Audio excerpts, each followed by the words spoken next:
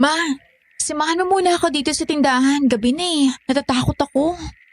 Ano ka ba naman anak? Ang lapit-lapit lang ng bahay natin dito, matatakot ka pa. Dati naman nakakatao ka mag-isa sa tindahan kahit gabi na. Ma, pakiramdam ko kasi may lalaking pabalik-balik sa tindahan natin kapag gabi. Parang nagmamanman sa akin eh.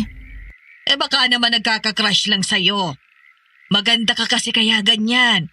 May hindi pwedeng paiiralin mo yung kaartehan mo. At kailangan din ako sa bahay. Ang dami naman ditong tao kaya kapag may nagwalang hiya, sumigaw ka.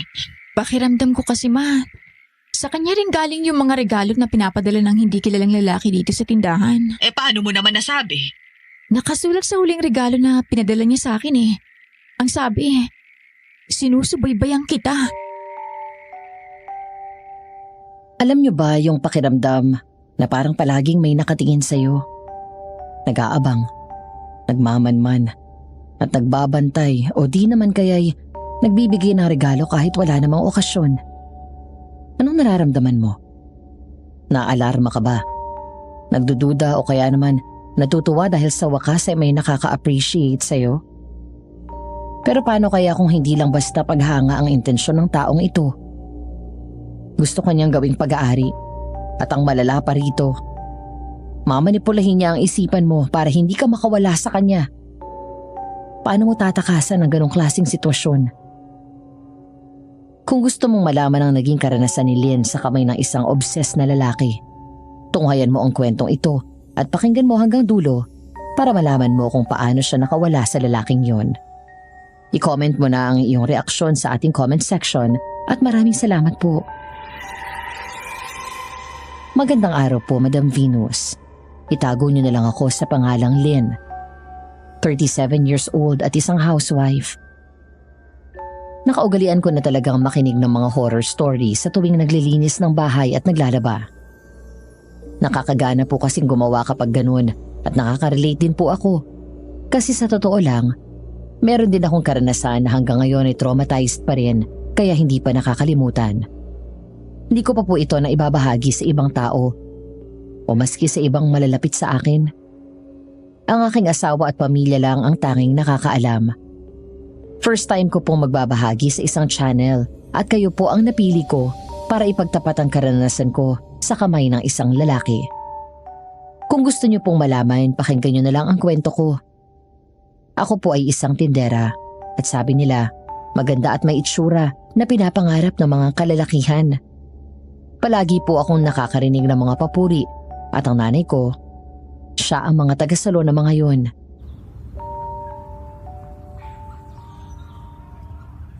Aba, Isay!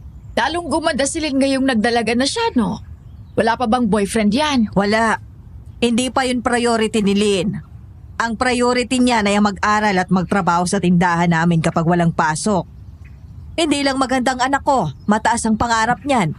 Kung tutusin nga ay maraming naniligaw sa kanya at nagpapadala ng regalo. May lalaki nga na halos araw-araw nagre-regalo sa kanya. Hindi niya naman pinag-iinteresan na alamin kung sino yon. Baka mayaman. Naku, Isay, sinasabi ko sa'yo, sa ganda ng anak mong yan, hindi malabong magkaroon ka ng malugang na mayaman. Hindi ko naman pinangarap yung ganon. Ang gusto ko, anak ko mismong magsikap at magkaroon ng magandang trabaho. Hindi yung aasa lang siya sa mapapangasawa niya. Mag-aaral pa'y pwedeng-pwede na yung mag-artista. Sigurado kung sisikat yan. Magandang babae eh. Napairap na lang ako habang pinakikinggan ang sinasabi ni Mama. Paulit-ulit na lang ang compliment na natatanggap ko. Mag-model daw ako, artista, at huwag na raw ako mag-aral. Pero di ko naman gusto yun. Habang nag-aayos ng paninda, napansin ko sa sulok ng aking mata na parang may nagmamanman sa dulo. Itinigil ko ang ginagawa ko at nag-usisa, pero biglang nawala. Nagulat na lang ako nang may kumalabit sa akin. Ay, kabayo! Butchoy! Ikaw lang pili. Ano namang tinutulala mo dyan, ate? Wala. Maligo ka na nga. Baho-baho mo na. Ang asim-asim mo. Basang-basa na ng pawis ang likod mo. Naglaro kasi kami ni Namigo ng basketball. Gumawa ng maliit na court ang papa niya. Galing-galing ko nga eh. Pwede ng MVP. Ay nako, Kaya pala ang asip mo na. Sige na, maligo ka na doon. Dali! Balikan na lang dito pagkaligo mo ha. Bigyan kita ng chocolate. Oh. Huwag ka lang maingay kay mama ha. Wow! Sige ate, maliligo na ako. Bilisan mo ha, tapos balik ka rito. Opo ate. Kumahangos na tumakbo ang bunso kong kapatid na si Butchoy para umuwi sa bahay na nasa likod lang ng tindahan. Ilang minuto lang ay may naamoy kaming sunog na nagmumula sa likod. At maya-maya ay parang meron ng umuusok. Abay, may nasusunog yata dito sa tabi natin, Lynn. Kaya nga po eh. Hindi po kaya sa bahay natin? Naisara niyo po ba ng maayos yung gasol natin kanina? Ay, naku nga, parang nakalimutan ko. Ma, si Butchoy! Ano yon, Lynn? Nasa loob si Butchoy? Opo ma, nandun siya naliligo. Ay, naku, Diyos ko. Parehas kaming patikad na tumakbo ni Mama papunta sa bahay namin at hindi kami nagkamali sa aming hinala. Bahay nga namin ang nasasunog. Ako naman ay natulala na dahil sa magkakahalong emosyon. Hindi na ako makagalaw sa kinatatayuan ko. Ay, Diyos ko po. Tulong! Lynn, tulong! Bakit natutulala ka lang dyan? Humingi ka ng tulong! Opo! Tulong! Tulong!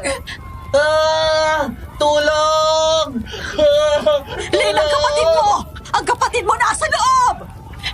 Butchoy! Butchoy! Nalito na ako sa kung ano dapat kong unahin. Kung pupuntahan ko ba si Butchoy o aasikasuhin ko si Mama na parang inaatake na sa puso.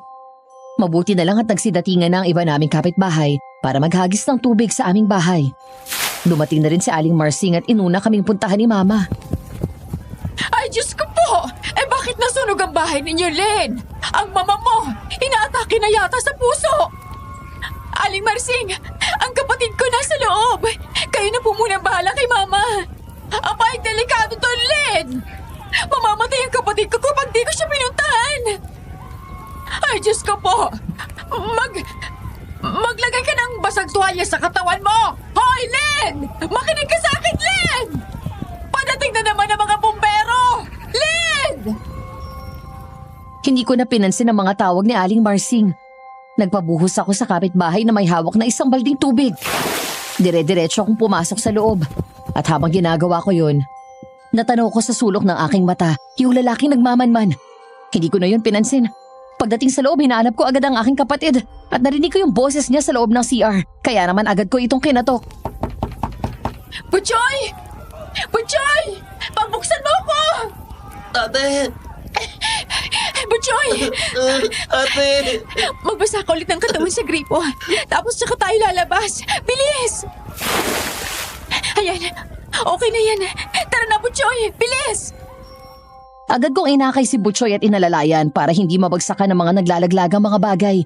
Naririnig na namin ang sirena ng bumbero sa labas. Kaya kahit papaano napanatag kami. Pero nang malapit na kaming lumabas, bumagsak ang kisame at nabagsakan ako sa katawan. Hindi na ako makatayo pero pinilit kong itayo ang kapatid ko. Ate! Kumapit ka sa akin! Butchoy! Hindi ko kaya. Umiikot ang paningin ko. Ang bigat mo, ate! Tumakbo ka na doon, Butchoy. Mga bombero nang bahala sa akin. Dali! Humingi ka ng tulong sa kanila pagkalabas mo. Bilisan mo! Opo, ate! Pahangos na lumabas ng nasusunog na bahay si Butchoy. Ako naman ay pilit na gumagapang. Sinusubukang tumayo kahit labis ng pagkahilo. Ilang sandali lang ay unti-unti nang nagdilim ang aking paningin hanggang sa tuluyan na ako nawala ng malay. Hindi ko na alam kung hanggang kailan nawalan ako ng ulirat. Nagising na lang ako sa isang pangmayamang kwarto. Nawala na sa alaala ko si Butchoy, si Mama at ang nasusunog naming bahay. Nasa harap ko ang isang babaeng nakadamit pang katulong na hindi ko kilala. Mabuti naman at gising na kayo, ma'am. Nasaan ako? Ha? Nasa bahay niyo po. Nasa bahay ko? Opo. Inilinga ko ang aking paningin. Tipikal na kwarto na isang may kayang tao. Sementado, mukhang mamahalin ng mga materyales. May malaking aparador at mga lampshade sa tabi ng higaan. Ang nakakapagtaka, Madam Venus, pamilyar ang mga ito sa akin. Meron akong mga alaala noong unang beses akong nakarating sa bahay na ito. Pero ang nakakapagtaka, parang hindi sanay ang katawan ko sa kwartong yun. Sa akin ang bahay na to? Opo, ma'am. Ikaw ang pumili nito kasama ang asawa mo. Ang saya mo pa nga po nung unang beses kang nakarating dito eh. Natatandaan ko ngayon pero hindi ko alam kung kailan yun nangyari eh. Nakakabangon ka na ba, ma'am? Kaya ko naman. Naghahanda ng masarap na almusal ang mabait mong mister. Bahala kanyang dalhan sa kwarto pero mas maganda kung makikita mo mismo ang pagluluto niya at matutuwa din siya kapag bumangon ka. Hindi na ako nagsalita. Bumangon lang ako sa katumayo.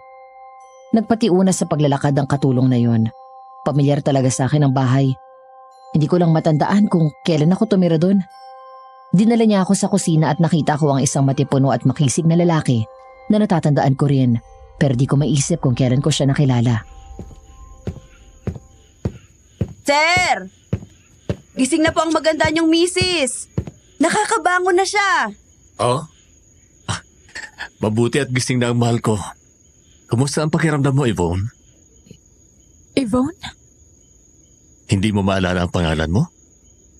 Natatandaan ko pero kailan ko to naging pangalan? Ako bang gwapo mong mister na tatandaan mo? Natatandaan kita pero parang ngayon lang kita nakita kahit na may mga alaala tayong dalawa. Anong pangalan ko? Ricardo? Tama! Teka, paano ko nalaman ang pangalan mo? Ganito kasi yan, Yvonne. Na-aksidente ka habang nagdadrive. Tapos yun, ilang araw kang hindi nagising. Hindi na kita dinala sa ospital kasi may personal doctor naman tayo. Naintindihan ko kung may mga bagay kang hindi maalala kasi napuruhan din yung ulo mo. Kaya pala may nakabente sa ulo ko. Pero nakapagtataka, may naaalala ako pero hindi ko ramdam. Parang hindi ko yun alaala. Huwag kang mag-alala. Pansamantala lang yan habang di patuloy kumagaling ang damage sa ulo mo.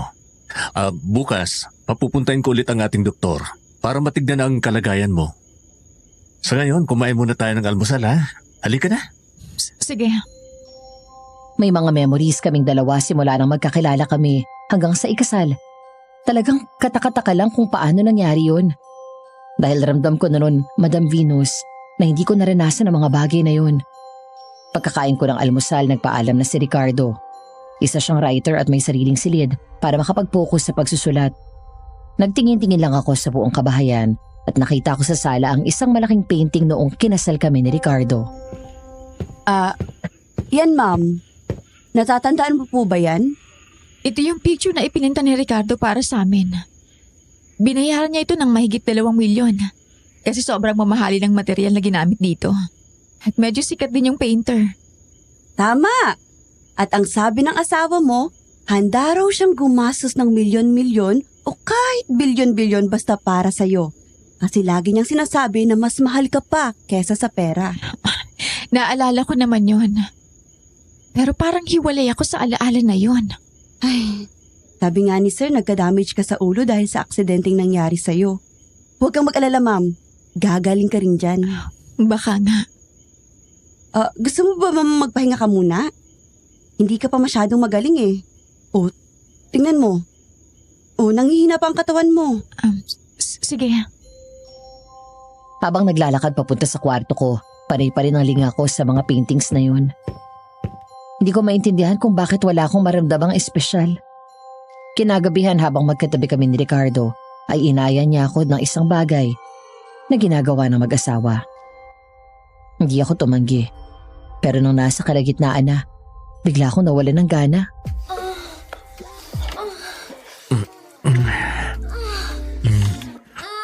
Oh, bakit mahal ko? Ayaw mo na?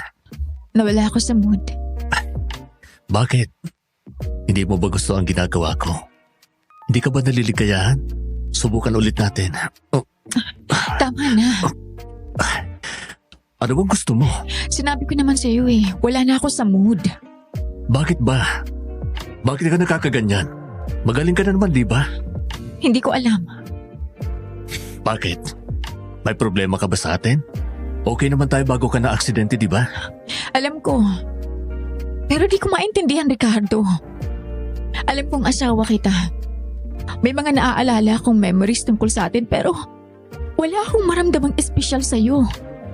Habang pinagsasaluhan natin ng sandali, pakiramdam ko, ginagalaw ako ng isang lalaking hindi ko kilala. Yvonne, mahal mo pa ba ako? Hindi ko alam, Ricardo. Naapektuhan talaga ng aksidente ang pag-iisip mo. Bukas tatawagan ko ang doktor para makita niya ang kalagayan mo. Babalik ka rin sa dati. Pasensya na kung medyo nataasan kitang boses. Nagulat lang ako na ayaw mo na. Dati naman hindi ka umaayaw. Ikaw pa nga nangungulila kasi masyado akong busy sa pagsusulat. Pasensya ka na, Ricardo. Huwag mo akong tawagin sa pangalan ko. Tawagin mo ako sa nakasanayan nating tawagan na mahal ko. Sige, mahal ko. Sige. Matulog na muna tayo. Huwag na natin gawin kung wala ka sa mood. Sige. Salamat sa pag-intindi. Good night, mahal. I love you. Good night. Hindi ko talaga magawang bigkasin yung salitang, mahal kita. Wala kasi talaga akong maramdaman sa kanya. Nang makatulog na si Ricardo, naisipan ko na lang lumabas. Gusto ko kasing alamin kung anong klaseng lugar yung kinaroroonan ko. Paglabas ko, nakita ko na nasa isang liblib na lugar pala ako at tila parang walang daan palabas dito. Napapaligiran ng mansyon ng mga damuhan at malalaking punong kahoy. Nakatayo lang ako at nagmamasid nang may marinig akong kakaiba. Ano yun? Parang mabangis na hayop. Diyos ko, ano yun? Hindi ko na mapigilan ang sarili ko. Ang sarap ng dugo mong babae ka. Ano yun? Bakit nagsasalita siya? Nandito ako sa likod mo! Bumungad sa akin ang isang nakakatakot na nilalang. Mapayat ang katawan nito, malaki ang mga mata na parang kwago. Punit ang bibig at mahabang umaabot sa tenga. Tilaw ang mga ngipin nito at may malalaking pangil. Napaatras na lang ako sa takot. Nanginginig ang aking kalamnan at para akong nablangko na hindi makapag-isip. Hanggang sa dambahin ako ng aswang. Wag! Ang sarap ng dugo mong babae ka! Ako ang makikinabang sa'yo ngayong gabi! Wag!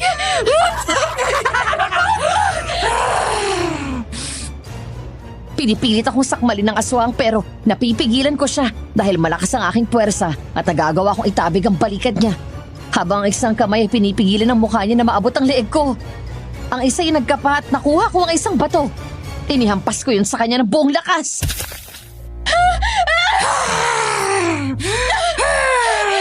Bitawan mo akong asawa! Mamatay ka na! Mamatay ka na!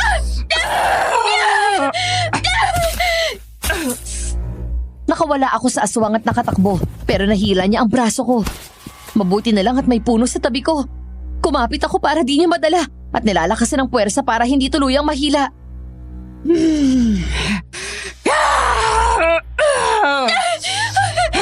Bitiwan mo ka!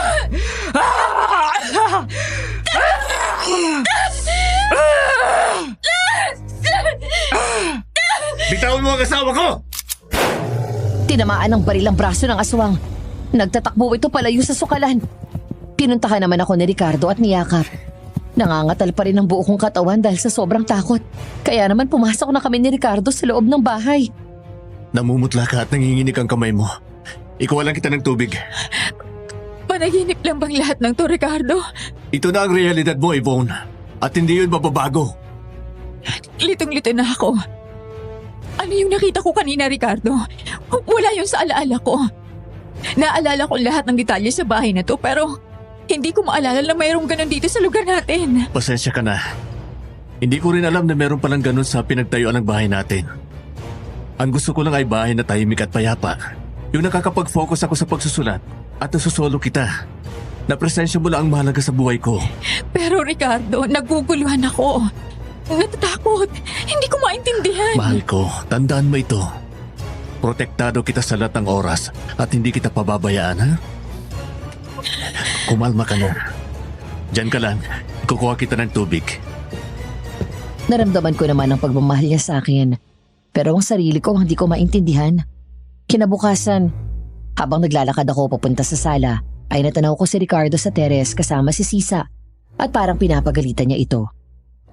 Hindi ko marinig ang pinag-uusapan nila dahil medyo malayo. Napatingin si Ricardo sa akin. Itinigil ang ginagawa niya. Pumasok sa loob at lumapit sa akin. Gising ka na pala, mahal ko. Maayos ba ang tulog mo? Oo naman. Parang aaga yatang pagalitan ng katulong natin. Ang aga-aga kasi palpak na sa trabaho. Kilala mo naman ako. Di ko pinalalampas yung mga ganyan. Ganun ba? Siya nga pala, Yvonne. Hindi ka muna lalabas ngayon ng kwarto, ha? Masyado ako magiging abala sa pagsusulat. Hindi kita matututukan. Ha? Hindi mo naman ako kailangan tutukan eh. Kaya ko ang sarili ko, Ricardo. At saka, maiinip din ako sa loob ng kwarto. Mas gusto ko yung nakakalabas ako. Kagabi ba? Naipagtanggol mo ang sarili mo doon sa aswang? Bakit? May aswang ba kahit araw? Basta, ayaw kong mapahamak ka. Kaya hanggat maaari sa loob ka na muna ng bahay, okay? Sige. Mamayang gabi, baka madaling araw pa kitang matabihan. Dahil sobrang abala ako ngayon. Sige. Wala na ako nagawa kundi sundin ang gusto ni Ricardo.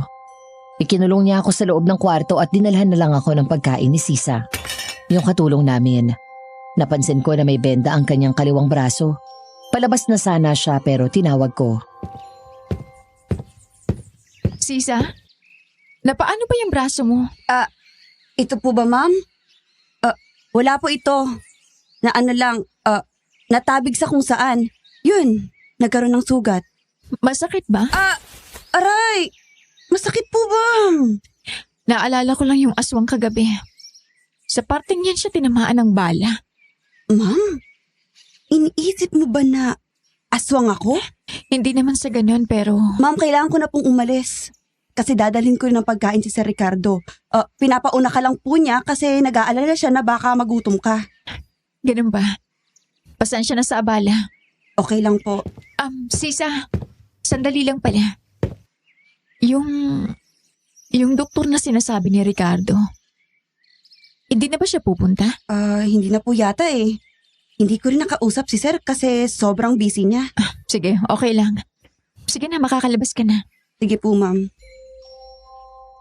Pagkalabas ni Sisa ay nilak niya ulit ang pinto kaya wala pa rin talaga akong pagkakataong lumabas. Nakalak din ang bintana pero nagawan ko ito ng paraang mabuksan. Nakita ko sa labas ang isang hardinero na abala sa pagbubunot ng mga damo. Nagtama ang paningin naming dalawa. At sa pagkakataong yun, di ko maintindihan pero ang lakas ng tibok ng puso ko sa kanya. Sinong lalaking to? Bakit ang lakas ng tibok ng puso ko sa kanya? Pero di ko siya maalala. Ibang nararamdaman ko sa kanya kumpara kay Ricardo. Mahal ko? Ano ginagawa mo dyan sa bintana? Naiinip lang ako kaya pinagmamasdan ko ang mga hardin natin sa labas. Ang ganda pa rin. Mahilig ka sa hardin, mahal. Diyan kita nakilala. Nagtitinda ka dati ng mga magagandang bulaklak. At salip na yung mga tinitinda mo ang makapukaw ng atensyon ko, ikaw ang napansin ko. Ay, pasensya na. Pero parang hindi makakabuti na sumilip ka dyan sa bintana. Kasi baka mamaya iba ang makita mo. Kaya nga ako pumunta rito ay para dalan ka ng mga babasahing asawa mo mismo ang may akda. Mga bagong publish yan mga yan. Alam ko na gustong-gusto mong basahin mga librong sinulat ko. Oo, natatandaan ko yon. Sige na, iwan mo na lang yan at babasahin ko. Mahal ko, ayokong natatakot ka. Kaya makinig ka na lang muna sa akin, ha? Naiintindihan ko. O sige, isasara ko lang itong bintana tapos lalabas na ako. Saglit lang pala, Ricardo. Ano yun, mahal ko? Sino yung lalaki nag-aayos sa hardin? Si Felix. Bagong hardinero natin yun. Magaling siyang mag-ayos ng mga hardin kaya ini-hire ko. Para naman matuwa ka, mahal. Kaya pala. Ngayon ko lang kasi siya nakita. Sige na, mahal. Lalabas muna ako. Magbasa ka na lang muna dyan, ha? Sige. Pagkaalis ni Ricardo ay pinilit kong buksan ang bintana para makita ulit si Felix. Pero mahigpit na lalo ang pagkakasara nito. Binasa ko na lang ang mga librong dinala ni Ricardo Pero kabaliktaran ng sinabi niya, wala akong maramdamang interes sa mga sinulat niya. Nakatulog na lang ako sa pagbabasa at maya-maya nagising ako sa kaluskos ng bintana. Ano yun? Bakit parang nabubuksan ang bintana? Ako to. Ha? Anong ginagawa mo dyan? Bakit mo inakyat yan? Shh! Huwag ka maingay. Baka marinig nila tayo. Bakit ba? Anong binabalak mong gawin? Ilalabas kita rito. Hindi pwede. Magagalit sa yung asawa ko. Ayaw mo naman na nakukulong ka rito, di ba? Hindi mo alam kung anong nangyayari. At naguguluhan ka. Kaya sige na, sumama ka na sa akin. Ako ang nakakaalam ng lahat. Kapag nakaalis tayo rito, sasabihin ko sa'yo. Sige. Ewan ko ba? Pero parang sobrang laki ng tiwala ko sa lalaking yun. Nang inabot niya ang kamay niya ay agad akong kumapit. Inalalayan niya ako hanggang sa makababa sa hagdan na nilagay niya sa bintana. Nang huling hakbang na lang, muntik na akong mahulog. Pero agad niya akong sinalo. Nagkatama ang aming mga mata. At sa di malamang dahilan, lumakas ang tibok ng aking puso.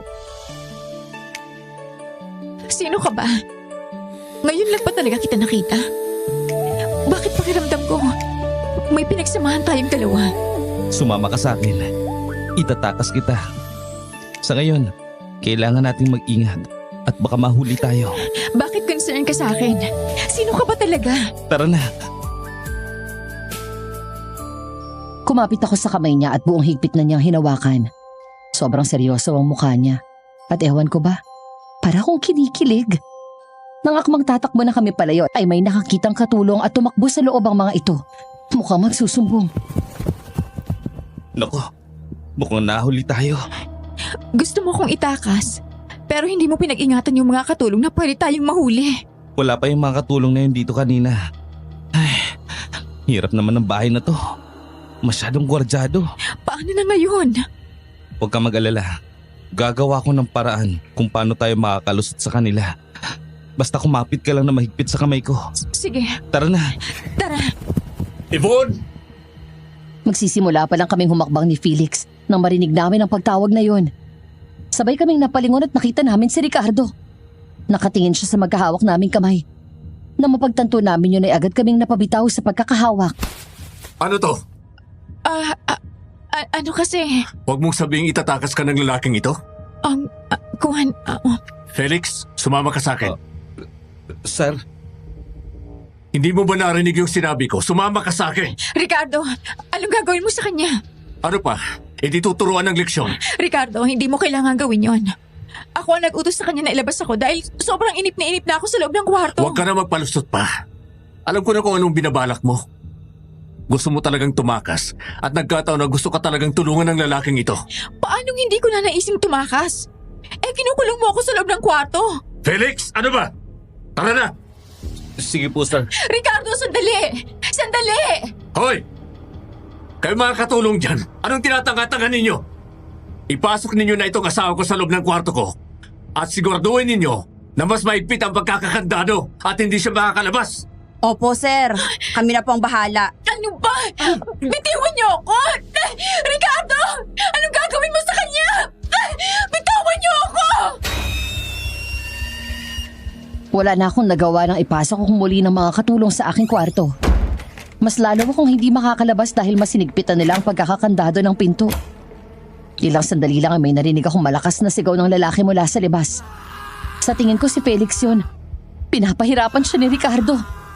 Pilit kong giniba ang pinto dahil nasasaktan ang puso ko sa naririnig ko.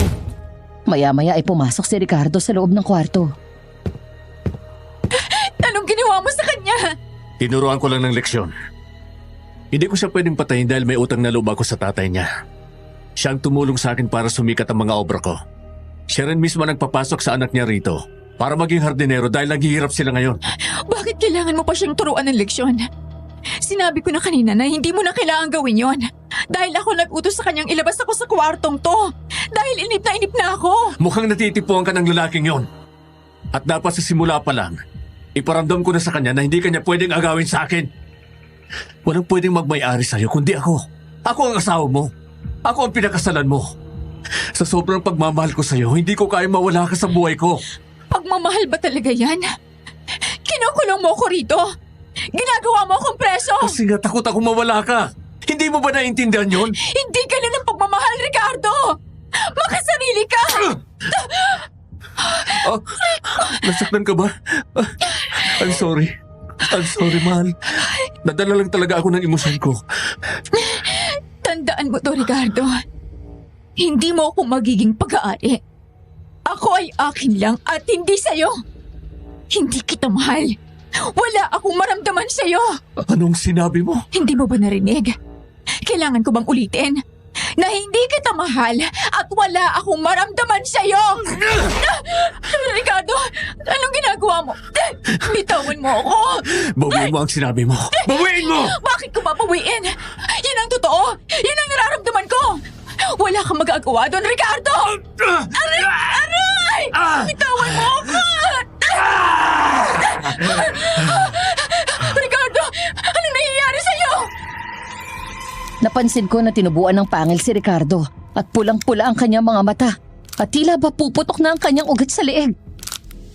Nang mapagtanto ni Ricardo na napansin ko yon, bigla siyang umamo at binitawan ako. Bumalik na sa dati ang kanyang itsura. Ano nangyayari sa'yo? Bakit tinubuan ka ng pangil at bakit pulang-pula ang mga mata mo? Ha? Hindi Baka naisip mo lang yun kasi natatakot ka. Pasensya na. Pasensya na. Nadala lang ng emosyon. Nakakatakot ka. Malinaw ko nakita yon. Hindi dahil natakot lang ako. I'm sorry. I'm sorry, Yvonne. Mahal ko. I'm sorry. Nadala lang ako ng emosyon at alam kong ganun ka rin. Hindi na mauulit to. Sisikapin ko. I'm sorry, mahal ko. Huwag mo akong hawakan. Pasensya na. Hindi na talaga mauulit yun. Halimaw ka. Wala akong maaalala naging ganyan ka. Ngayon lang to. I'm sorry. I'm sorry talaga. Lumabas ka na. Sige. Lalabas ako. Babalik na lang ako mamaya. Pagkalabas ni Ricardo ay napaiyak ako. Nanginginig pa rin ang katawan ko sa takot. Hindi ako makapaniwala sa nakita ko. Kinagabihan hindi pumasok si Ricardo sa kwarto. Habang natutulog ako ay nagkaroon ako ng isang panaginip. Nasa loob daw ako ng isang bahay na nasusunog at kasama ko ang bata. Ate, kumapit ka sa akin. Butchoy, hindi ko kaya. Umiikot ang paningin ko. Ang bigat mo, ate. Tumakbo ka na din, Butchoy. Mga bombero nang bahala sa akin. Dali! Tumingi ka ng tulong sa kanila pagkalabas mo. Bilisan mo! Opo, ate. Aray! Pagkatapos ng tagpong yon ay nagising ako. Napahawak ako sa dibdib ko dahil sobrang kaba. Ano kaya ang ibig sabihin ng panaginip na yon? Bakit parang totoong nangyari sa akin? Ilang sandali lang at dumating si Ricardo. Nakita kong isinilid niya ang susi sa kanyang bulsa. Nagkaroon ako ng plano. Hindi ka pa natutulog? Nakatulog na ako. Nagising lang dahil nagkaroon ako ng hindi magandang panaginip. Tungkol saan yung panaginip mo? Pwede ba bang ikwento? Nasa isang nasusunog na bahay ako. May kasama akong bata. Siguro, kakabasa mo yan ng kwentong isinulat ko. May kwento doon na kung saan isang bata yung nagligtas sa isang babae tapos nung nagbinata na siya, nagustuhan niya yung babae. Siguro nga. Nabasa ko nga yun. Matulog ka na ulit. Sabayan mo ako, mahal ko. Mahal? Talaga ba? Tinawag mo akong mahal. Bakit hindi? Asawa naman kita, di ba? Oo naman. Bakit? Anong gusto ng mahal ko? Pwede bang... Ano yun? At teka, bakit mo ako tinutulak sa kama? Gawin natin. Hindi na nakapalag si Ricardo nang hubarin ko ang aking blusa. Manipis na sando na lang ang natira sa akin. Siniil ko siya ng halik habang naglalakbay ang aking kamay papunta sa kanyang dibdib. Hinintay ko siyang manghina bago ko gawin ang aking plano. Nang maramdaman ko na sobrang nagpapasakop na siya sa akin, saka ko hinampas ng malakas ang kanyang leeg.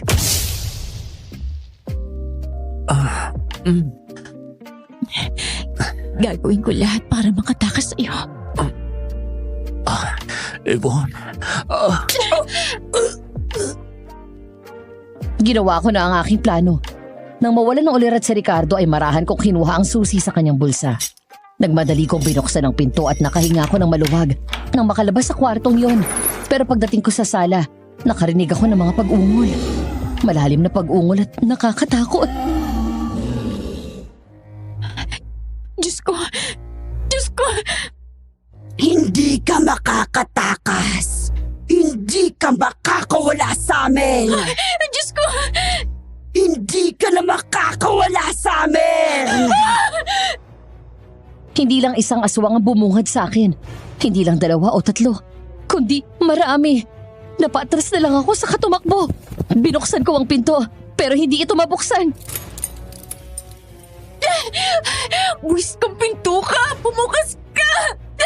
Buwisit! Hindi ka na makakatakas! Wag! Wag! Sa amin ka ngayong gabi! Nangangatog ng sobra ang aking tuhod. Lumapit ang isang aswang sa akin at tinangka akong sakmalin. Agad akong nakailag at nang makuha ko ang isang flower vase ay agad ko itong hinampas sa kanya. Mamatay ka lang, aswang ka! Hindi ka makakatakas!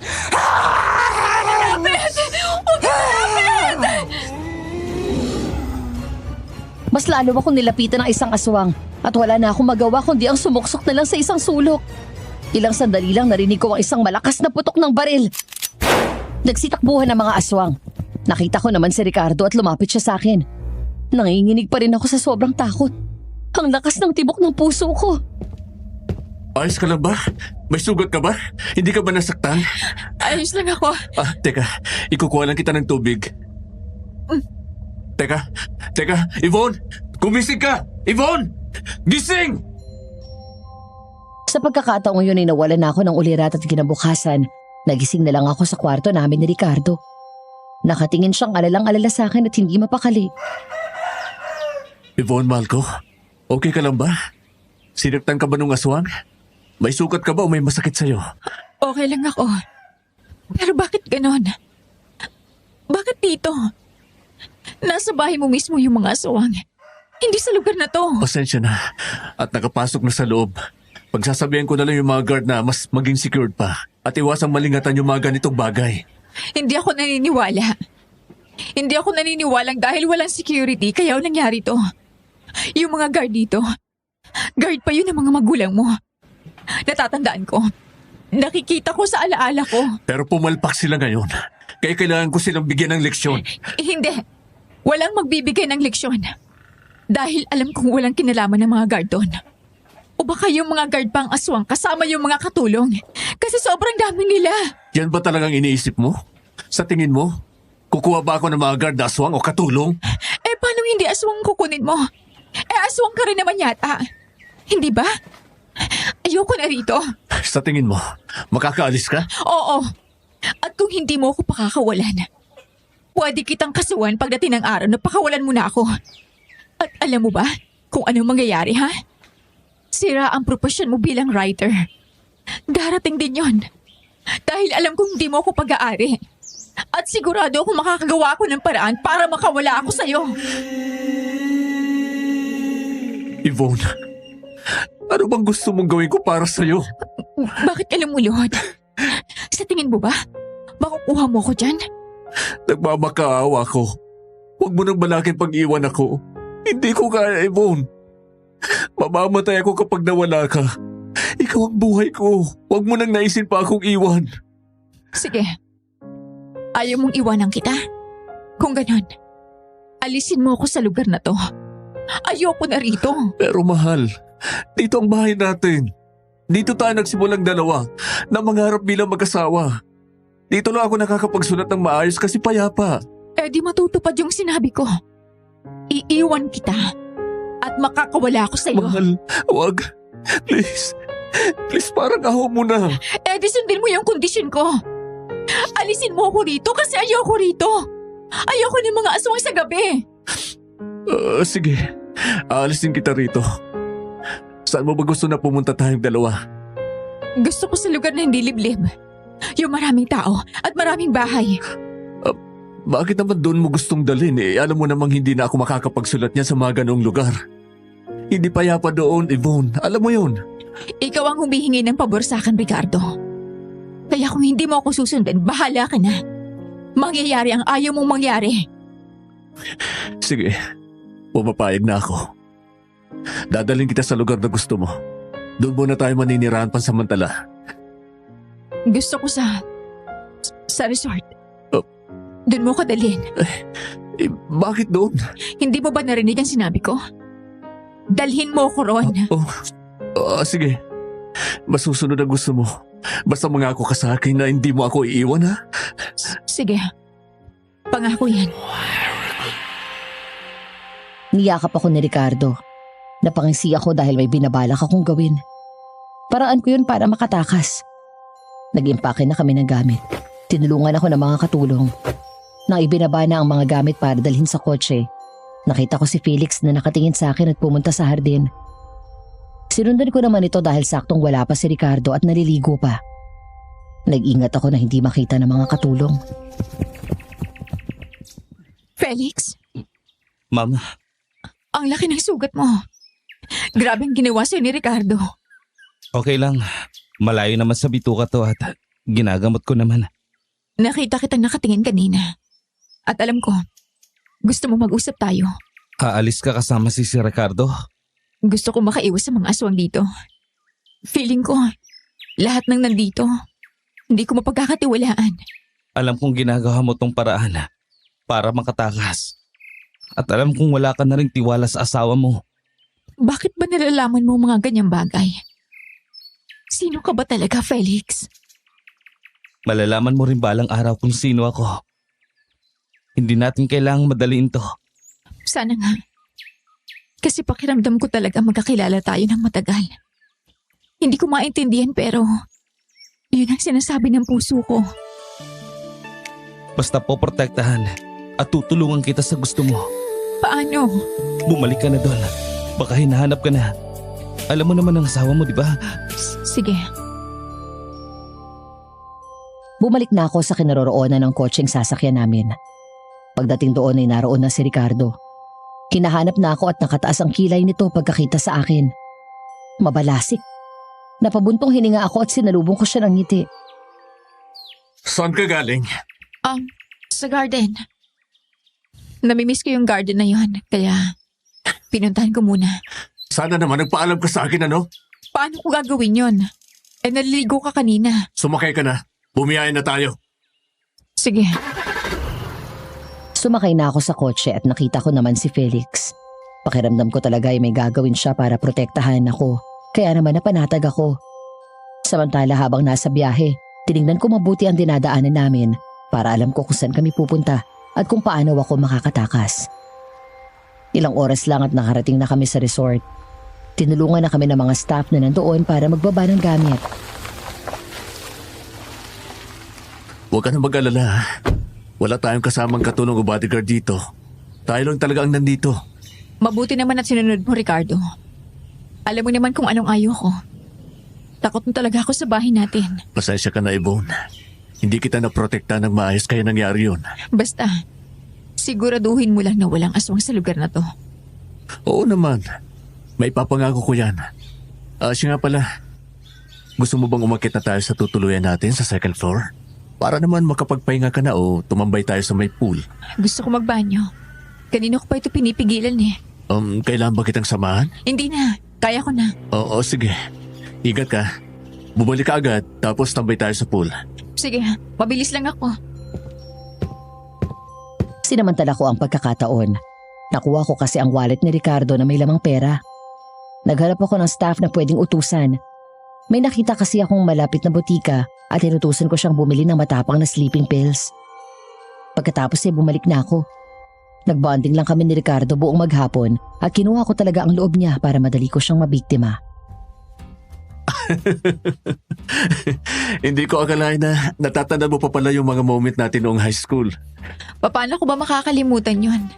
Nakipagsundukan ka sa lalaki nagtatanong lang naman ng direksyon sa akin kasi akala mo, nilalandi niya ako. High school pa lang. Sobrang in love na ako sa'yo. Ayoko kasi may kinakausap ang ibang lalaki. Kasi pakiramdam ko, ang daming pwede magkagusto sa'yo. Kasi napaka-perfect mo. Sus, grabe ka naman sa akin. Siya nga pala, Hmm, ubos na ang tequila natin, no? Gusto mo bang kumuha ako ng bago? saluhan mo naman ako. Ako lang ang umiinom dito. Sige, kukuha ako ng wine. Alam mo namang ayaw ko sa matatapang na alak. Bilisan mo mahal ko. Oo naman. Babalik agad ako. Wag mo naman akong mamihis. Sige na, kumuha ka na ng alak. Bilisan mo na. Sige. Agad akong dumiretso sa loob para kumuha ng alak. Naglingalinga muna ako tapos kinuha ko ang sleeping pills na matapang ang gramo. Dinurog ko ito at nilagay sa alak. Pagkatapos ay bumalik na ako sa kinaroroonan ni Ricardo. Nakita ko kung gaano siya kapatay na patay sa akin sa paraan kung paano niya ako titigan. Pero hindi naman ako nakaramdam ng ganun sa kanya. Mukhang inip na inip ka na dyan, mahal ah. Ay, pasensya na. Kaunting oras kasi na mawala ka sa paningin ko, parang mababaliw ako. Ito naman. Kumuha lang ako ng alak ko. Ito ang tequila para sa'yo. Akin naman itong wine. May nakalagay na ako sa baso. Ay, kaya gusto kitang asawa eh. Hindi ka lang basta mabait at matalino. Handang-handa ka rin. Sige na, inom ka na. Cheers! Cheers! Nang maubos ni Ricardo ang isang bote ng tequila ay nagaya na ito sa kwarto namin dahil inaantok na siya. Kinuha ko ang susi ng kanyang kotse at ang mahalagang gamit kagaya ng wallet. Agad akong lumabas at isinara ang pinto. Inilak ko ito para hindi siya makatakas. Agad akong lumabas ng resort at sumakay sa kanyang kotse. Pero nang akmang papaandarin ko na ito, nagulat ako dahil may kumatok at nakita ko si Felix. Felix? Hindi ba sabi ko sa'yo? O protektahan kita. Sinundan ko kayo kanina ng palihim. At ngayon, napagtagumpay mo na yung una mong plano. Oo nga pala. Salamat Felix sa concern mo ha. Pero bakit pati ang sasakyan niya itatakas mo? Madali ka niya mahanap kasi nasa iyo ang property niya. Huwag ka mag-alala. Hanggang doon ko lang ito gagamitin sa kanto. Kasi medyo malayong daan papuntang kalsada. Pagdating doon, tsaka ako sasakay ng mga namamasaherong sasakyan. Nag-aalala kasi ako na baka kapag hindi agad ako nakarating sa bungad, maabutan niya ako. Kaya eto, ginamit ko muna ang kotse niya para mabilis. Alam mo ba kung saan ka pupunta? Hindi nga eh. Lahat ng kaanak o kakilala ko na nasa alaala ko. Kilala si Ricardo. Basta gusto kong tumakas sa kanya, Felix. Yun ang nararamdaman ko ngayon. Pakiramdam ko kasi, hindi ako ligtas kay Ricardo. Doon ka na lang sumakay sa sasakyan ko. May sasakyan ka? Owner type jeep lang pero mas ligtas ka doon. Sige, doon na lang ako sasakay, Felix. May alam akong tamang lugar na pagdadalan sa'yo. Magtiwala ka lang sa akin. Ngumiti ako kay Felix at bumaba na ako sa kotse ni Ricardo para sumakay sa sasakyan ni Felix. Agad kaming nakalabas ng resort at akala namin matagumpay na kaming nakatakas. Pero nang nasa kalagitnaan na kami ng pagbiyahe, may napansin ako sa daan. Felix, Ano yun? parang sasakyan niyo ni Ricardo. Kotse niya yun. Hindi mo ba inilak yung pinto ng kwarto nyo?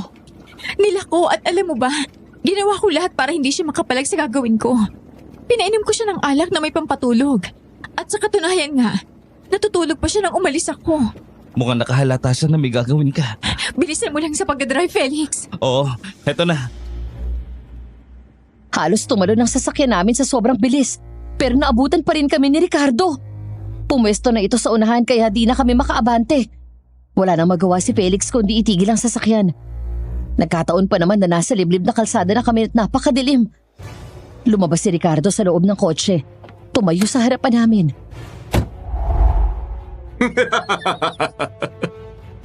Ito na nga bang sinasabi ko eh.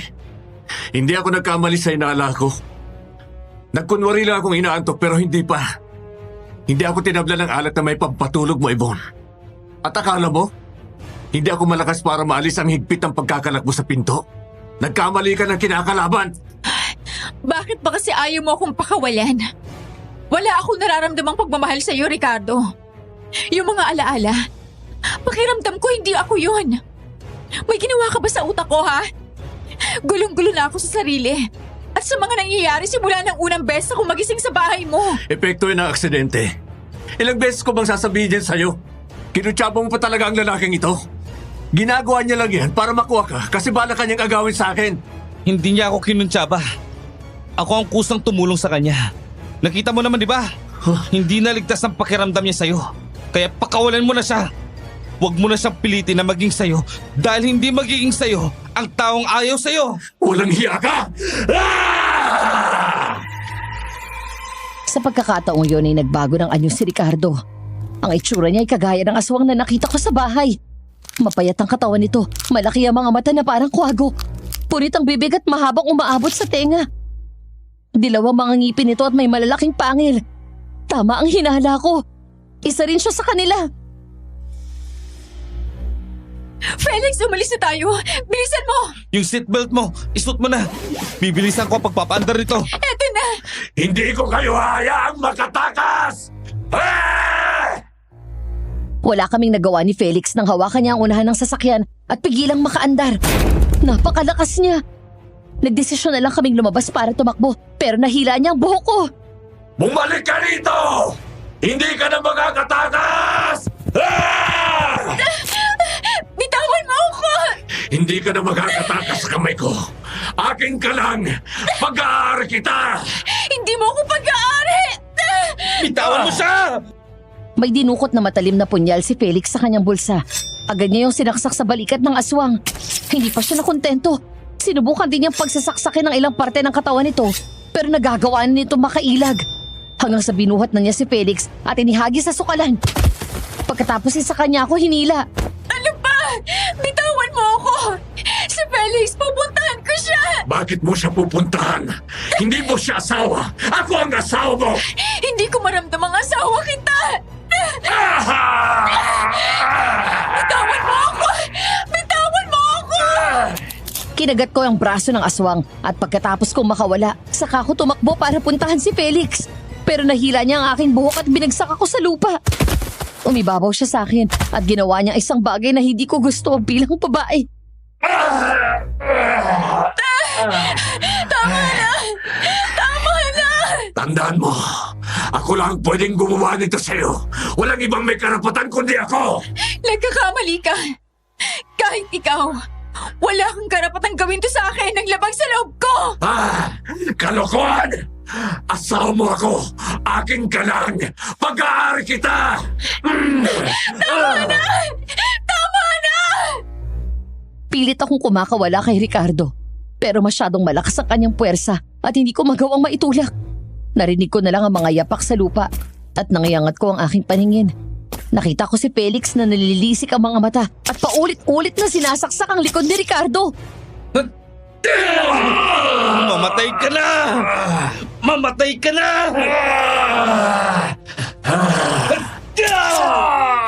Walang hiya ka! Felix! Napuruhan na siya. Wala na yata. Felix! Hindi na yata siya humihinga. Umalis na tayo. Ayos ka lang ba? Oo, okay lang ako. Salamat, Felix, kasi niligtas mo ako sa kanya. Wala siyang karapatan na gawin yun sa'yo kahit aswang siya. Hindi ako papayag. Tara na. Bumalik na tayo sa sasakyan. Tara, kumapit ka sa akin. Agad akong kumapit sa kamay ni Felix. Magkahawak kamay kaming pumunta sa sasakyan. Mabuti na lang at di pa ito nasira kahit inalog ng aswang. Dinala ko ni Felix sa isang lugar na unang pagkakita ko pa lang ay parang malapit sa akin at napuntahan ko na. Nandito na tayo. Felix, hindi ko matandaan na pumunta ako sa lugar na to. Pero parang nakarating na ako rito. Pakiramdam ko, parang malapit ito sa akin. Kaya kita dinala rito. Taga rito ka ba? Taga rito yung babaeng mahal ko. At parang tumira na rin ako rito. Dahil palagi ko siyang dinadalaw. May kamag-anak din ako rito. At madalas din ako magbakasyon dito. Kaya ako nga nakilala yung babae na yun. Dahil sa pagbabakasyon ko. Sa hindi malamang dahilan ay parang biglang lumakas ang tibok ng puso ko at hindi ako makapagsalita. Hindi ko maintindihan pero parang pakiramdam ko kilala ko yung babaeng sinasabi niya. Samantala bumaba na kami sa sasakyan at dinala ako ni Felix sa isang tindahan. Bakit dito mo ako dinala? Dito ba nakatira yung babaeng mahal mo? O yung kamag-anak ninyo? Dito nakatira yung babaeng mahal ko. Anong gagawin natin dito? Dinadalo mo siya? Inihahatid ko siya. Felix, Ano bang ibig mong sabihin? Hindi kita maintindihan. Nakikita mo ba yung ginang na tindera? Oo. Sino siya? Siya ba yung nanay? Gusto mo bang puntahan? Kakausapin natin eh. Para saan? Tara. Wala na ako nagawa ng hilahin ni Felix ang kamay ko at dinala niya ako sa tindahan. Nagtaka ang ginang pagkakita sa amin at nang magtama ang mga mata namin, may naramdaman akong isang bagay na pamilyar pero hindi ko maipaliwanag dahil wala akong maalala. Naramdaman ko na lang na tumutulo ang luha sa aking mga mata pero hindi ko maintindihan kung bakit. Basta, emosyonal ako ng mga oras na yon. Girlfriend mo ba siya, Felix? Hindi po. Ay, kamukhang kamukha niyang anak ko. Parang nabuhay siya sa pagkatao niya. Aling Isay, hindi niyo po ba siya natatandaan? Hindi. Ngayon ko lang siya nakita at ngayon lang din ako nakakita ng babaeng parang carbon copy ng anak ko. Wala naman siyang kakambal para isipin na nawawala ko siyang anak. Ma! Butchoy, saan ka na naman galing bata ka? Mas lalo akong naging emosyonal pagkakita sa bata. Kagaya ng ginang, pakiramdam ko pamilyar din siya sa akin pero hindi ko maalala. Nagtaka ang bata pagkakita sa akin at tinignan niya ako mabuti. Ate, okay lang ba kayo? Bakit kayo naiiyak? Wala. Siguro, natutuwa lang ako sa mga bata. Bunsong anak ko siya, si Butchoy. Ang lakas kumain niyan kaya ang taba-taba. Si mama naman? Hindi naman ako matakaw eh. Ikaw kaya yung pinapakain ako ng marami kaya ako tumataba. O, iiyak ka na naman, biro lang. Sino ba siya, ma? Kamukhang kamukha siya ni ate. Ma, nabuhay ba si ate? Hindi siya ang ate mo, Butchoy. Kamukhang kamukha lang. Ano nga ang pangalan mo, Iya? Lin, Yvonne. Yvonne po. Ay, ang ganda naman ang pangalan mo. Akala ko pati pangalan mo kagaya rin ng anak ko. Siya nga pala. Bakit pala kayo napadalaw? wala lang po. Namiss ko lang ang lugar na to. Siguro nabalitaan mo naman kung ano nangyari kay Lynn, hindi ba? Alam yun ng mga kamag-anak mo. Opo. Ang saklap nga po ang nangyari sa kanya. Nandito ang abo niya. Ipinakremate namin siya dahil hindi na makilalang bangkay niya. Hindi na mamukhaan. Sunog na. Sige po. Gusto ko po siyang puntahan. Halika kayo. Sumama kayo sa akin sa loob. Pagpasensyahan niyo na ha. Medyo maliit at masikip lang ang bahay namin. Yun palang kasing nakayang ipagawa. Hindi pa kami ganong nakakabangon sa sunog na nangyari sa amin. Nagpatiuna sa paglalakad ang ginang at ang batang si Butchoy. Sumunod naman kami ni Felix sa kanya sa loob ng bahay nila at ganoon na lang ang panlalaki ng mata ko nang makita ko ang babae sa litrato. Walang iba kundi ako. Walang duda. Ako mismo ang babaeng nasa larawan.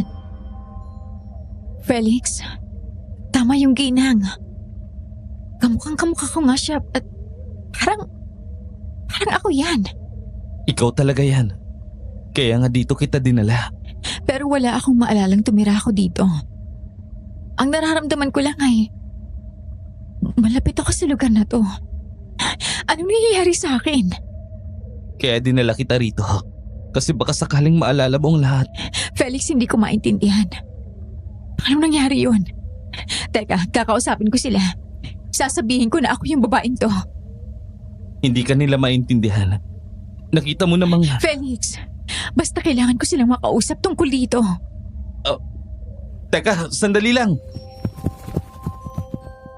Hindi ko na pinansin ang mga tawag ni Felix. Dire-diretso akong pumunta sa kinaroroonan ng ginang sa tindahan. Pagdating ko doon ay nagtataka siyang tumingin sa akin dahil humahangos ako.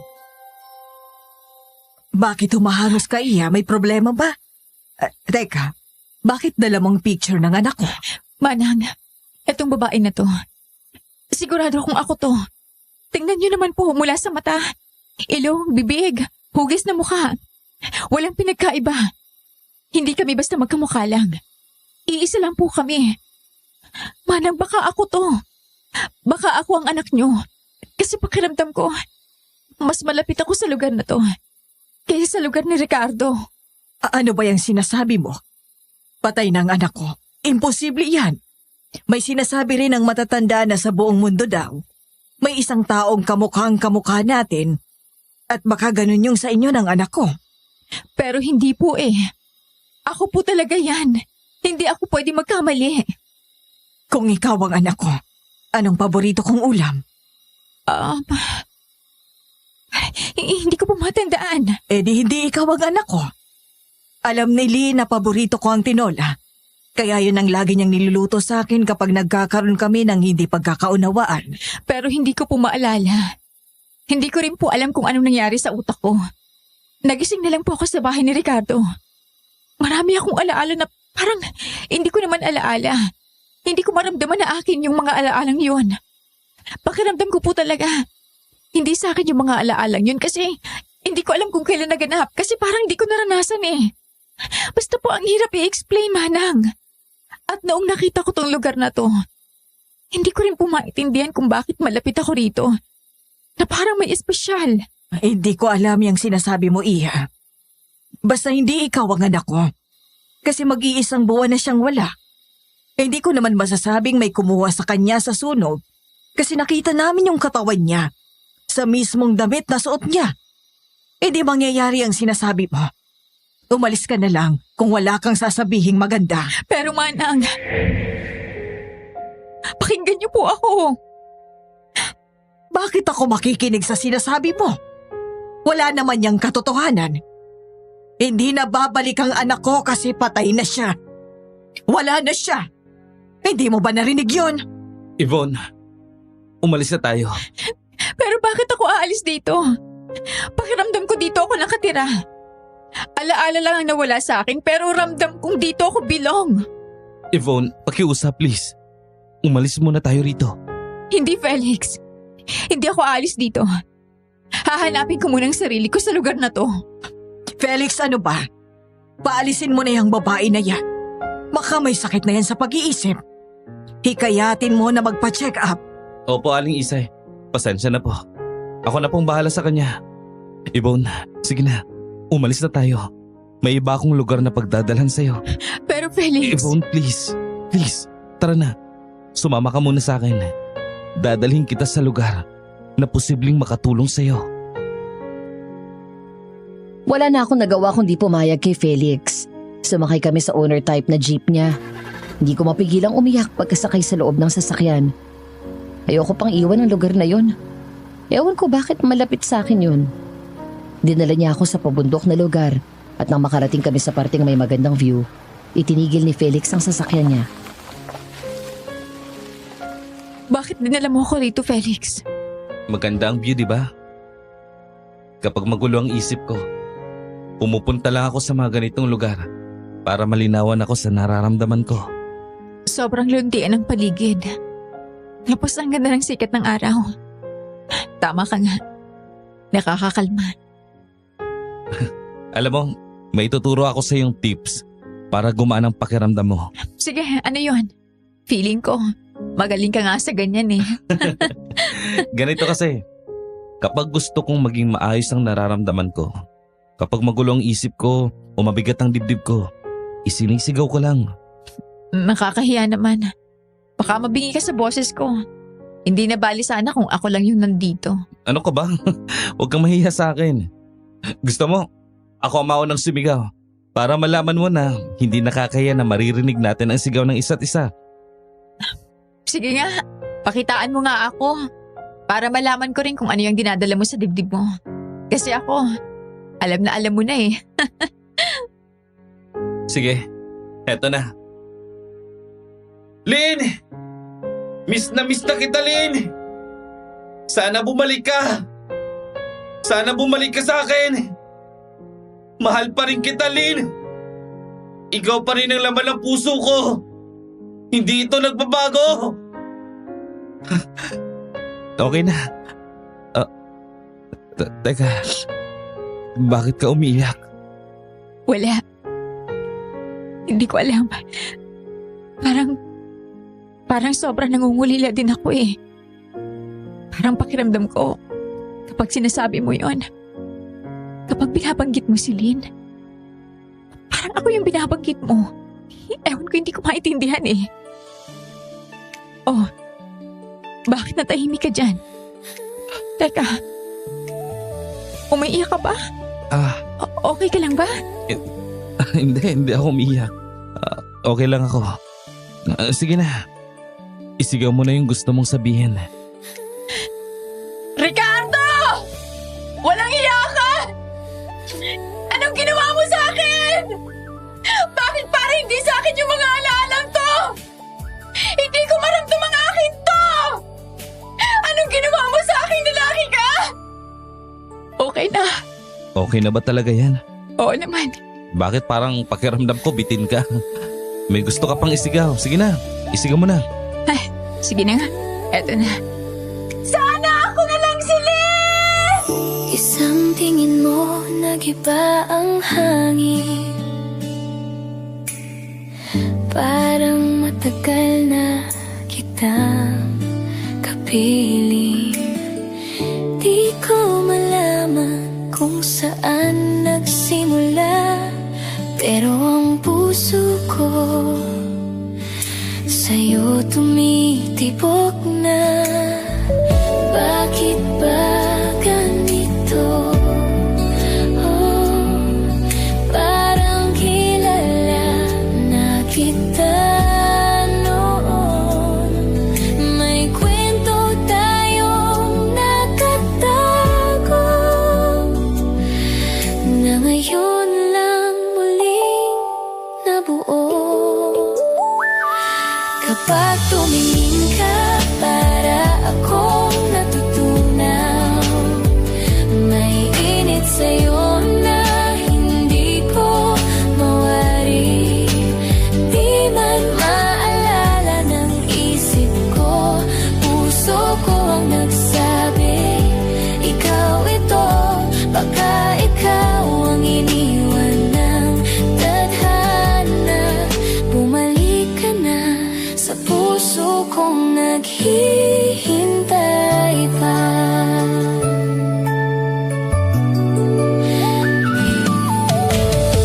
Kung sa dami ng tao, bakit ikaw ang ramdam ko? Bakit sa unang tingin parang doon na natatapos ang mundo? Di ko man maalala, pero sigurado ako na matagal ka nang minahal ng puso ko. Deja vu ang pag-ibig, parang ikaw ang nakaraan ko. Kapag tumingin ka, para akong natutunaw. May init sa'yo na hindi ko mawari. Di man maalala ng isip ko, puso ko ang nagsabi, ikaw ito, baka ikaw ang iniwan ng tadhana. Bumalik ka na sa puso kong naghihintay pa.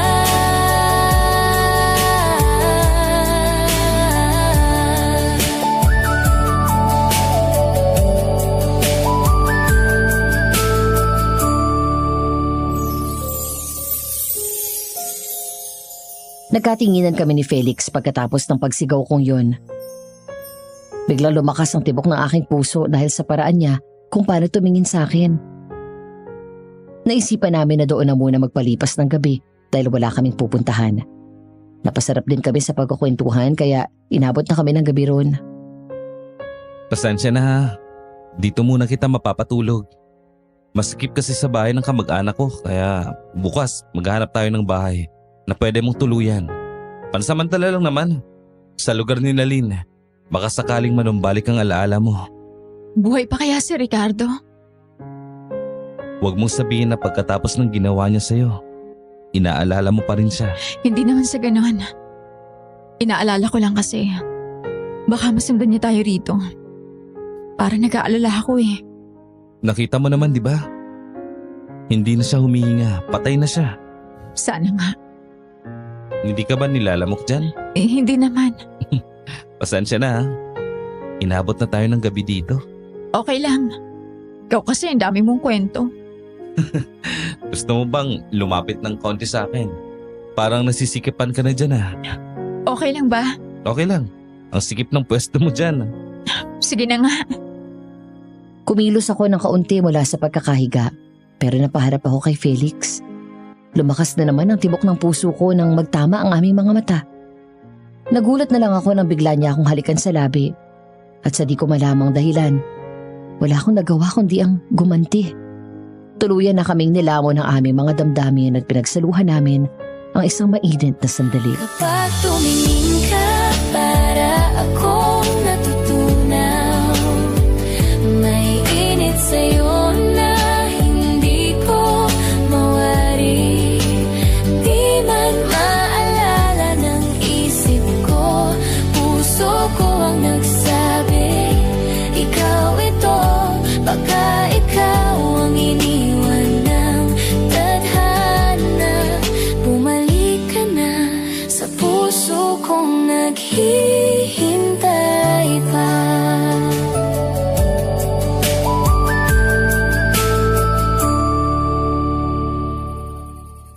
Okay ka lang ba? Hindi ka gumagalaw dyan. Okay lang. Ayaw mo ba ng ginawa natin? Pasensya ka na ha. Nadala lang din ako ng emosyon. Hindi naman sa ganon. Hindi kasi ako makapaniwala. Sa tuwing hinahawakan ako ni Ricardo, wala akong maramdaman pero iba sa'yo. Anong nararamdaman mo kapag ako? Panatag. Ramdam ko na ligtas ako sa mga bisig mo. Muli akong siniil ni Felix ng halik sa labi at gumanti naman ako. Pero napatigil kami sa ginagawa namin nang may marinig kaming mga yapak sa lupa. Narinig mo ba yun? Parang may paparating dito. Oo, narinig ko yun. Felix, hindi kaya... Imposible yun. Patay na siya. Hindi na siya huminga nang iwanan natin ang aswang na yun. Felix, narinig mo yun, di ba? Kung ano man yun, kumalma ka lang. Nandito ako. Hindi kita pababayaan. Yvonne! Alam kong nandito ka! Nararamdaman kita! Felix, boses yun ni Ricardo. Siya yun, buhay siya. Hindi na siya humihinga nung iwan natin. Paano nangyari yun? Hindi na tayo ligtas, Felix. Maganda tayo. Agad kaming nagbihis ni Felix at sinimulan na niya ang pagmamaneho. Sumilip ako sa labas at nakita ko ang figura ng aswang sa dilim. Nanginig na naman ang aking katawan, kaya naman hinawakan ko ang kamay ni Felix. Binilisan naman niya ang pagmamaneho, pero hindi pa kami ganong nakakalayo nang lumagpak sa unahan ng aming sasakyan ng aswang. Sabi ko na nga ba, nandito ka, Yvonne. Alam kong nandito ka kasama ng lalaki yan. Hindi ka totoo. Patay ka na. Nalinlang ko kayo. Hindi ba ako patay? Pinigilan ko lang ang paghinga ko para mapanatag kayo at gawin kung anong gusto nyo. Ito na nga ba ang sinasabi ko at gagawin ninyo ito? Hindi nagkakamali ang pagbasa ko sa mga mangyayari. Tigilan mo na kami! Kahit anong gawin mo, hindi mo siya magiging pag-aari! Ah! Diyan ka nagkakamali. Dahil kahit anong mangyari, babawiin ko siya at magiging akin siya! Ah! Felix, umalis na tayo rito. Seatbelt mo! Siguraduhin mo nakalagay sa'yo dahil ibabangga ko tong sasakyan! Eto na. Halos tumalo ng sasakyan ni Felix sa sobrang bilis ng kanyang pagpapaandar. Ibinangga niya ang sasakyan sa puno at natumba ang aswang. Saka inilihis niya ang direksyon at binilisan lang ang pagmamaneho. Mabuti na lang. Huwag pa rin tayo makampante. Talasan mo pa rin mabuti ang pakiramdam mo. Oo, Felix. Felix, bilisan mo. Para nasa likod natin siya. Hinahabol tayo. Eto na. Mas lalong binilisan ni Felix ang pagmamaneho. Natatanaw ko na sa labas ang aswang at ilang sandali, lumagpak ng malakas sa bubong ng sasakyan. Saka nito binutas at inilusot ang kanyang kamay sa bisang kinaroroonan ni Felix. Hindi siya nakailag nang sakalin siya ng aswang. Nahirapan siya magmaneho, kaya naman muntik nang bumangga ang sasakyan namin. Mabuti na lang at naipreno pa rin niya.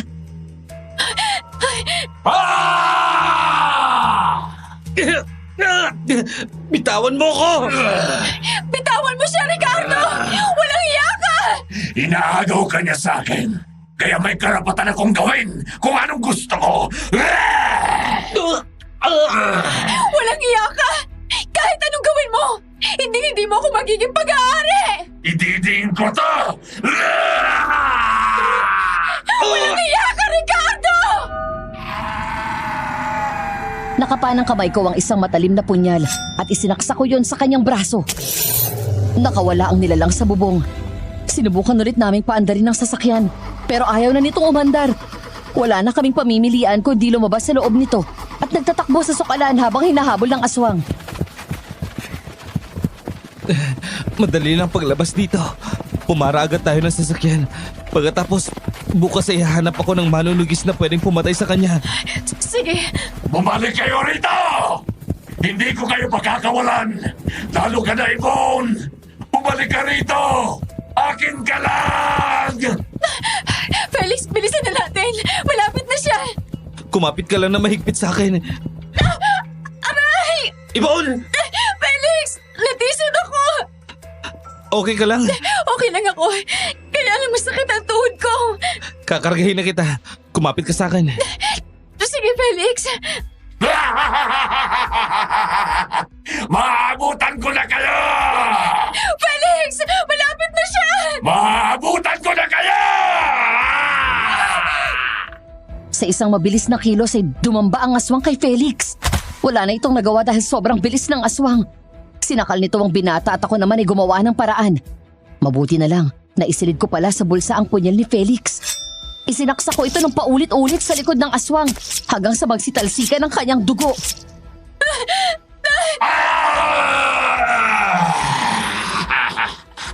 Mamatay ka ng aswang ka! Mamatay ka na, Ricardo! Hindi mo ako kaya!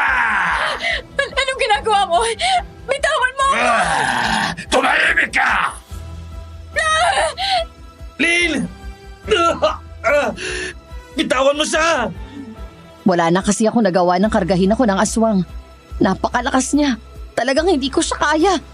Nakita kong tinangka siyang saksakin ni Felix, pero nakakilos agad ang nilalang. Binuhat nito si Felix at ipinagtapunan sa sukalan. Wala na akong nagawa kundi magsisigaw.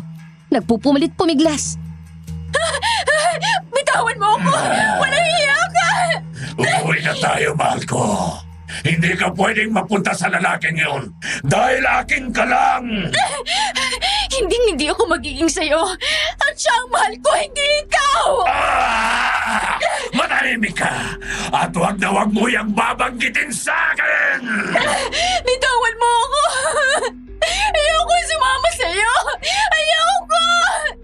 Wala talagang magawa ang lakas ko para makawala sa aswang. Napaiyak na lang ako, pero naramdaman ko ang yapak ng tao.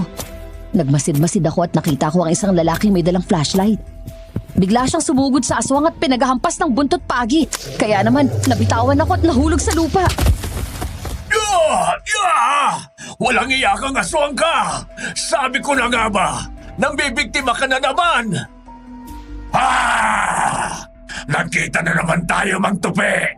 Alam kong magtatapang-tapangan ka na naman! Pwes, hindi na ako kagaya ng dati na naduduwag pa! Ngayon, kayang-kaya na kitang labanan!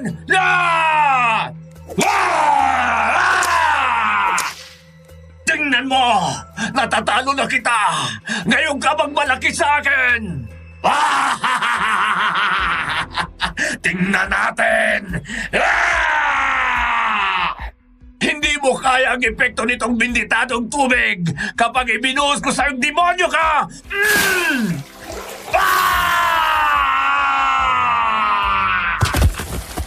Nakita ko na lang na nakahandusay at nangingisay ang aswang. Pagkatapos buhusan ng matanda ng sinasabi niyang binditadong tubig. Ako naman ay pinuntahan si Felix at nakita ko na sugatan ang ulo nito dahil naumpog pala sa bato. May gagawin pa sana ang matanda sa aswang dahil may kinuha siyang punyal. Pero napilitan siyang lumapit sa amin nang sumigaw ako. Anong nangyari sa kanya? Naumpog po ang ulo niya sa bato. Nako, ang laki ng sugat. May gagawin pa sana ako sa aswang. Pero mukhang kailangan ng kasama mo ang tulong at baka matuluyan yan. Unahin ko muna. Sumama kayo sa akin sa bahay. Huwag kayong mag-alala. Hindi kayo masusundan ng aswang. Marami akong medalyon sa bahay at hindi gusto ni Ricardo ang mga yon. Hindi po siya basta magagamot sa bahay. Sa ospital po natin siya dalhin. Iha, huwag kang mag-alala. Isa akong albularyo at dati na rin akong doktor ng mga sundalo. Kaya alam na alam ko kung paano gamutin ang ganyan. Dali na, sumama ka na. Mas inuna ko ito kaysa sa mas importanteng dapat kong gawin sa aswang. Sige po. Isinama kami ng matanda sa kanyang kubo at kinamot ang aming mga sugat. Mabuti na lang at naagapan ang ulo ni Felix. Kinabukasan nagising na siya. Kinausap naman kami ng matanda at ikinuwento namin ang nangyari sa akin at kung bakit sinusundan kami ng aswang. Ang nangyari sa'yo, Iha, ay manipulasyon. Minanipula ni Ricardo ang isip mo at nagbigay ng pekeng alaala na hindi naman sa'yo. Ibig sabihin, hindi niya po ako totoong asawa. Oo. Binigyan ka lang niya ng mga maling alaala dahil napapasailalim ka sa kanyang itim na mahika. Ginamitan kanya ng ritual sa tulong na rin ng kakayahan niyang magmanipula ng laman ng utak. Matanong ko lang po, bakit po kilala niyo si Ricardo? Ay, manugang ko siya. Napangasawa niya ang namatay kong anak. Alam ninyo sa totoo lang, tutol ako sa pagsasama nila kasi nakikita ko ang potensyal na maging aswang siya. Dahil may laing aswang ang lolo niya. Wala lang akong magawa kasi mahal na mahal siya ng anak ko. Tapos, ipinasa po sa kanya ang pagkaaswang? Ganun na nga. Ano po kayang posibleng dahilan at ginawa niya yung kay Yvonne? Yvonne ba talaga ang totoong pangalan niya? Hindi po. Yan lang talagang pinangalan sa kanya ni Ricardo. Ang pangalang Yvonne, yun ay pangalan ng anak ko. Ngayon, naiintindihan ko na kung bakit. Kamukhang-kamukha niya ang anak ko mula sa katawan, sa itsura, hanggang sa paraan ng pagkilos. Baka hindi pa nakakalimot si Ricardo sa anak ko. Naiintindihan ko na. Kaya pala, Iha, ang mga alaala na nasa iyo ay ang alaala ng anak ko. Isinali lang sa iyo ni Ricardo. Posibleng hindi lang po siyang minanipula ni Ricardo, pati ang pamilya niya, para hindi siya hanapin. kahit na minanipula ni Ricardo ang utak ko, ramdam ko pa rin na hindi sa akin ang mga alaalang to. Ramdam ko na hindi ito ang pagkatao ko. May paraan po ba para bumalik siya sa dati? Meron.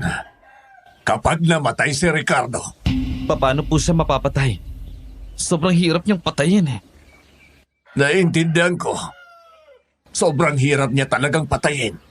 Malakas na aswang si Ricardo. Bukod sa kaya niyang manipulahin ang utak ng tao, kaya niya rin kontrolin ang kanyang paghinga. At ang kaya niyang malaman ang mangyayari kinabukasan. Hindi siya basta-basta tinatabla ng mga kung ano-ano pangontra lang. Yung binditadong tubig lang ang nagpapaina sa kanya, pero hindi siya nito kayang patayin. Wala na po bang paraan para mapatay siya? Meron. Mamamatay siya kapag ininom niya ang sarili niyang dugo. Punong-puno kasi ito ng kaitiman. At kapag nainom niya yon, hindi niya kakayanin ang epekto. Malalason siya dahil siya mismo hindi kayang lunukin ang kadilimang taglay ng dugo niya. Ako na mismong gagawa nun sa kanya. Pero delikado. Hindi. Dahil sa ginawa niya sa akin, gusto ko ako mismong pumatay sa kanya. Kung yan ang gusto mo, tutulungan kita. Napangisi ako. Pinagplanuhan naming mabuti ni Mang Tope ang gagawin. Gabi nang pumunta ako sa bahay ni Ricardo. Suot ang paboritong damit ni Yvonne, pati ang kanyang pabango na gustong-gusto ni Ricardo. Naabutan ko ang lalaki sa kwarto niya na umiinom at nagpapakalango sa alak. Ito na ang tamang pagkakataon dahil mahina siya. Mahal ko, Anong ginagawa mo rito? May iba ka ng mahal, di ba? Si Felix ang mahal mo. Umampi pa kayo doon sa Mang Tupi na yon. pero napagtanto ko na ikaw ang mahal ko, Ricardo. Napakarami nating alaala. Napakarami nating pinagsamahan. Hindi ko kaya magmahal ng iba, Ricardo. Ikaw lang, wala nang iba. Yvonne, nagbalik ka. Yan ang paborito niyang damit at naamoy ko rin ang gusto niyang pabango. Oo. Nandito na ako, mahal ko. Agad na tumayo si Ricardo at sinunggaban ako ng halik. Ginantihan ko naman para manghina siya at magawa ko ang gusto ko. Hanggang sa unti-unti na siyang nagpalamon sa init ng sandali. At ako naman, napapangisi dahil nauuto ko siya. Bigla ako siyang tinulak sa higaan at pagkatapos, binuhos ko ang benditadong tubig sa kanyang mukha na agad niyang ikinahina. Yvonne, bakit mo ako ginaganito? Dahil sa ginawa mo sa akin. Kinuha mo ako sa pamilya ko. Nilagyan mo ko ng peking alaala na pag-aari ni Yvonne. Ginawa mo kong pag-aari kahit labag sa loob ko. Bakit? Ha? Dahil hindi mo matanggap na naiwan ka mag-isa? Hindi mo matanggap na wala na ang pinakamamahal mo? Sabihin mo kung kailan mali ang pagmamahal. Simula nang makita kita sa isang tindahan, parang nabuhay ang katawan ni Yvonne sa'yo. Kamukhang kamukha mo siya. Napakaganda at para kayong pinagpilas na naman. Mahal na mahal ko siya. Siya ang buhay ko pero isang araw, namatay siya mismo sa mga bisig ko. May sakit na pala siya. Hindi niya sinasabi. At yung araw na yon ang pinakamasakit na araw sa buhay ko. Noong araw na iniwan niya ako. Pero dahil sa'yo, nabuhay siyang muli. Alam kong nagmahal ka lang. Pero hindi mo pwedeng gawing pag-aari ang isang tao. Tandaan mo, na nilagyan mo lang ako ng peking alaala. Pero nararamdaman ng puso ko kung sino talaga ako at sino ang mga taong mahal ko. Hindi mo ko maaagaw, Ricardo. Hindi.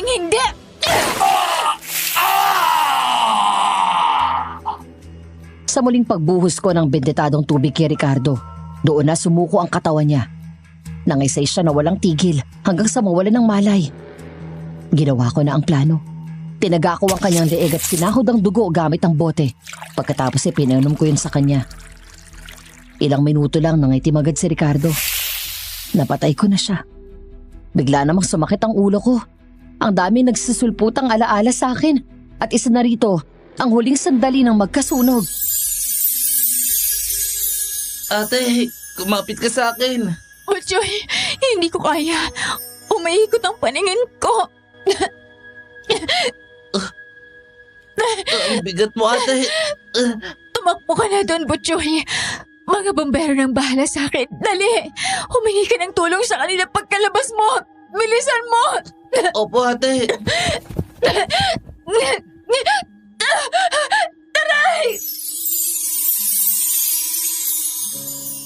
Ako si Lynn. Lynn ang pangalan ko. At naaalala ko ng lahat. Si Mama, si Butchoy, lahat! Agad akong lumabas ng kwartong yon. Pumunta ako sa kinaroroonan ni Felix. Nang makita ko siya ay nagsisulputan lahat ng alaala na meron kaming dalawa. At alam ko na kung sino siya sa buhay ko. Siya ang lalaking pinakamamahal ko. Ang unang lalaking nagpatibok ng puso ko. Lynn, kamusta?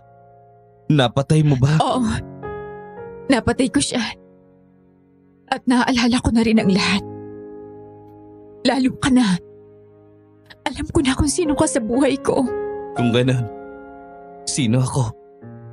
Ikaw ang lalaking minahal ko ng sobra. Bata pa lang tayo magkakilala na tayo. Hanggang sa magkagustuhan.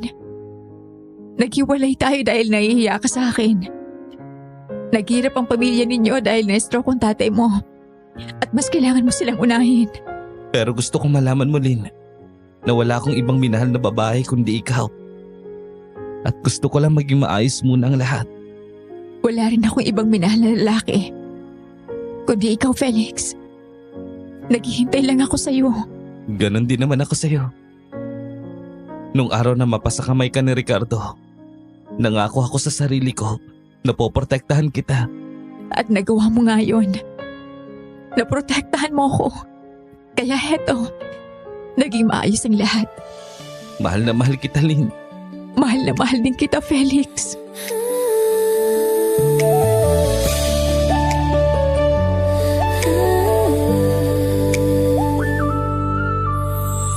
Isang tingin mo, nag-iba ang hangin.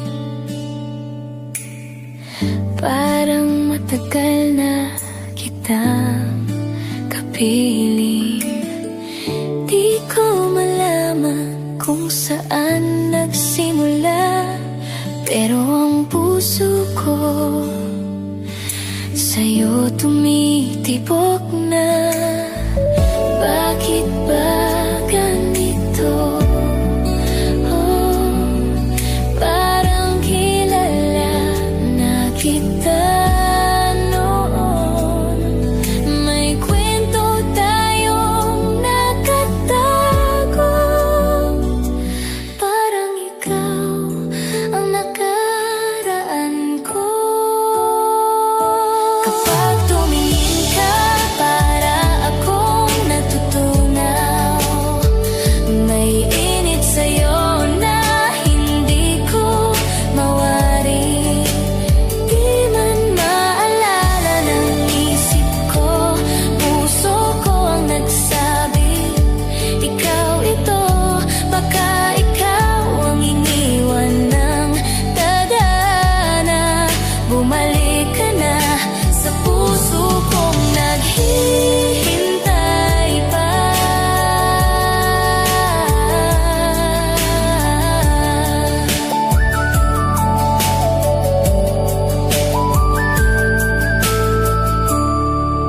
Siniil ako ng halik ni Felix at gumanti naman ako sa kanya. Umuwi na kami sa pamilya ko. At pagdating doon, nagulat ako dahil hindi na nila ako ipinagtabuyan. Ikinuwento ko rin sa kanila ang lahat ng nangyari. Ikaw nga ang anak ko. Nararamdaman ko na yon. At naaalala ko ng lahat. Ano pong naaalala niyo? Yung babaeng ipinakremate namin ay hindi talaga ikaw yon.